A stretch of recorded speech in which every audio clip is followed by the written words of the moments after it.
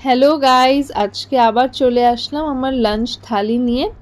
আমার লাঞ্চ থালিতে আছে গরম ভাত, সাথে একটা লেবু আর পুঁই শাকের চচ্চড়ি। পুঁই শাকটা আমাদের গাছের, আর এটাকে মা আলু আর মিষ্টি কুমড়ো দিয়ে করেছে, খুব স্বাদ হয়েছে খেতে। তারপরেই পাতে পড়ে গেল লাউয়ের ডগা দিয়ে মুগ ডাল, এটাও খেতে খুব ভালো লাগে। লাউয়ের ডগাটাও কিন্তু আমাদের গাছেরই। তার পরের যে ডিশটা আসতে চলেছে সেটা তো শীতের দিনের হিরো। আপনারা ঠিক গেস করেছেন, ফুলকপি। ফুলকপি আর আলু দিয়ে পাতলা ঝোল, আহা কি স্বাদ লাগে বলুন। খুব ভালো লাগে খেতে, খুব মজা করে খেয়েছি।